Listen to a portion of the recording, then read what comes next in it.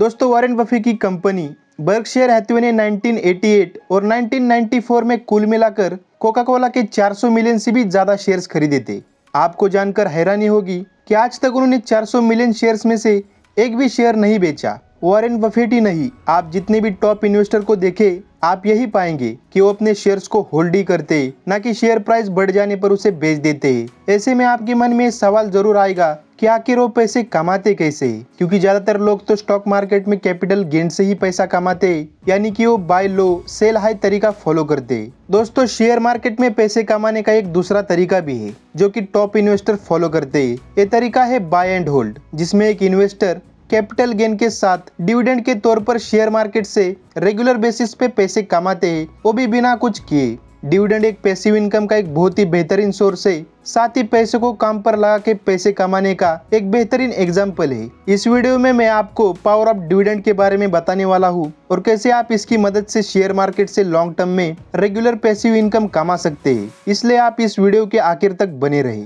सबसे पहले हम ये जानते हैं कि डिविडेंड होते क्या है, कंपनी डिविडेंड देती क्यों है। दोस्तों, जब भी कोई कंपनी प्रॉफिट कमाती है तब उनके पास दो ऑप्शंस होते हैं। पहला ये कि वो पूरे प्रॉफिट्स को कंपनी के ग्रोथ और एक्सपेंशन के लिए उसे री इन्वेस्ट करते हैं, या फिर दूसरा ये कि वो प्रॉफिट के कुछ हिस्से को री इन्वेस्ट करके और बाकी के हिस्से को अपने शेयर होल्डर्स के बीच उनके नंबर ऑफ शेयर होल्डिंग के हिसाब से बांटते हैं। इस शेयर्ड प्रॉफिट को ही डिविडेंड कहा जाता है। जब भी आप किसी कंपनी में इन्वेस्ट करते हैं तो आपको उस कंपनी की ओनरशिप का थोड़ा सा हिस्सा मिलता है, इसलिए अगर वो कंपनी प्रॉफिट कमाती है तो उस प्रॉफिट पर आपका भी हक होता है और यही प्रॉफिट का पार्ट आपको डिविडेंड के तौर पर दिया जाता है। दोस्तों, क्या आपको पता है कि कोका कोला के सीईओ की सैलरी $18 मिलियन है, लेकिन इसके लिए उन्हें काफी काम करना पड़ता है। लेकिन वही वॉरेन बफेट कोका कोला के लिए कोई काम नहीं करते, लेकिन फिर भी वो कोका कोला के शेयर्स होल्ड करके साल में $600 मिलियन से भी ज्यादा डिविडेंड इनकम कमाते हैं। इसीलिए डिविडेंड पैसिव इनकम का एक बेहतरीन सोर्स माना जाता है।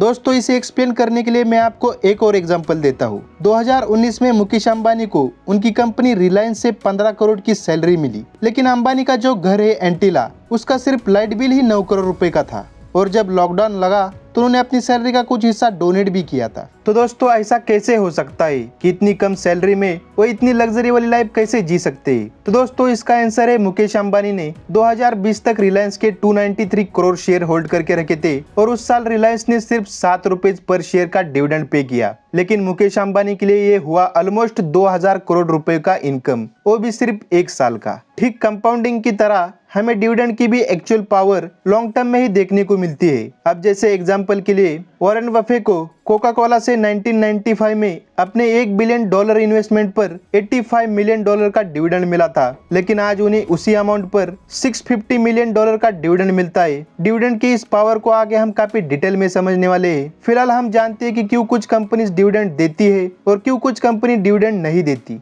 इसे समझने के लिए हम एग्जाम्पल के लिए दो कंपनीज लेते हैं, कंपनी ए और कंपनी बी।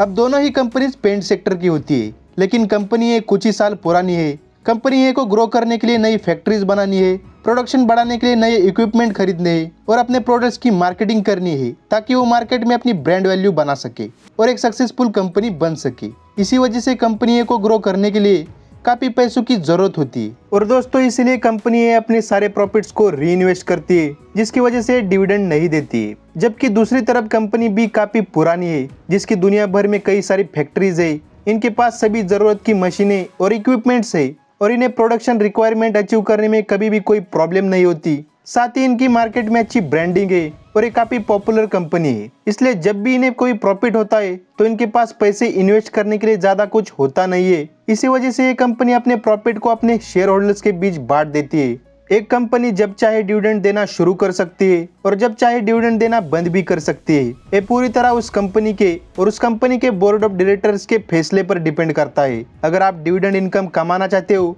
तो हमेशा ऐसी कंपनीज में इन्वेस्ट करें जो कई सालों से रेगुलर डिविडेंड देती आ रही है और जिनके फंडामेंटल अच्छे हो। साथ ही आपको उनके डिविडेंड पेआउट रेशियो को भी जरूर चेक करना चाहिए। डिविडेंड पेआउट रेशियो ये बताता है कि कोई कंपनी अपने प्रॉफिट का कितना % डिविडेंड देने के लिए खर्च करती है। जैसे कि अगर किसी कंपनी का डिविडेंड पेआउट रेशियो 60% है, तो इसका ये मतलब है कि अगर उस कंपनी को ₹100 का प्रॉफिट होता है तो कंपनी ₹40 अपने ग्रोथ पर इन्वेस्ट करेगी और ₹60 डिविडेंड के लिए देगी। आपको हमेशा ऐसे ही डिविडेंड पेइंग स्टॉक्स में इन्वेस्ट करना चाहिए जिसका डिविडेंड पे आउट रेशो 50% से कम हो। और अगर किसी कंपनी का डिविडेंड पे आउट रेशो बहुत ज्यादा है तो ये दर्शाता है कि उस कंपनी का ग्रोथ स्कोप काफी कम है और वो कंपनी अब काफी स्टेबल हो चुकी है। दोस्तों, अब हम जानते हैं कि डिविडेंड इनकम कैसे कैलकुलेट होता है।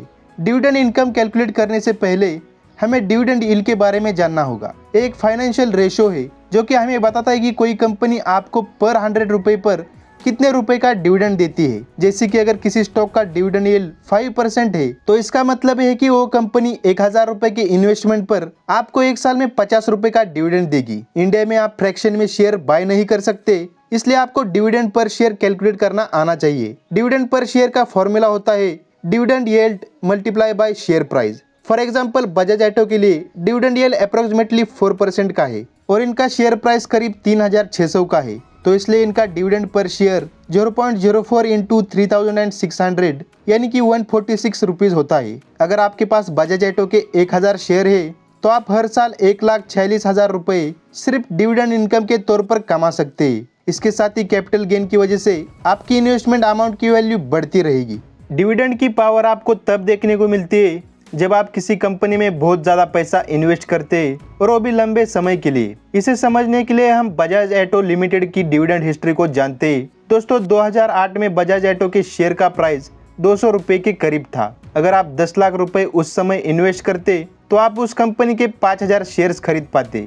2008 में बजाज ऑटो एक शेयर पर 20 रुपए का डिविडेंड देता था, यानी कि उनका डिविडेंड यील्ड 10% था। क्योंकि आपके पास बजाज ऑटो के 5000 शेयर थे, इसलिए आपको 2008 में 1 लाख रुपए का डिविडेंड मिलता। आज 2022 में बजाज ऑटो के एक शेयर का प्राइस 3600 रुपीज के करीब है, लेकिन इसका डिविडेंड यील्ड सिर्फ 4% है। अगर आप कैलकुलेट करें तो डिविडेंड पर शेयर करीब 146 रुपीज निकल कर आता है। क्योंकि आपने बजाज ऑटो के 5000 शेयर्स होल्ड करके रखे, इसलिए आपको 2022 में 7,30,000 रुपए सिर्फ डिविडेंड इनकम के तौर पर मिलते। इसके अलावा आपका 10 लाख रुपए का इन्वेस्टमेंट अब ग्रो होके 1,70,00,000 का हो चुका होता।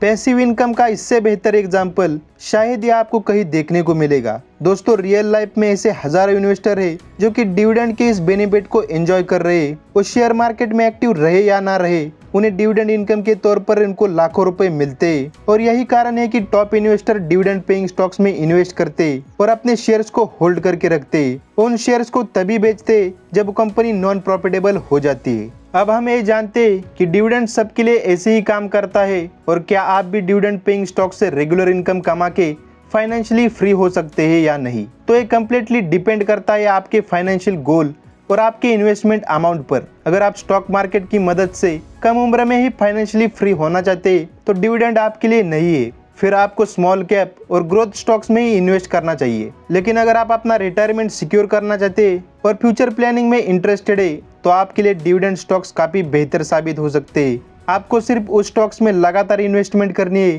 ताकि आप उस कंपनी के ज्यादा से ज्यादा शेयर्स होल्ड कर सके।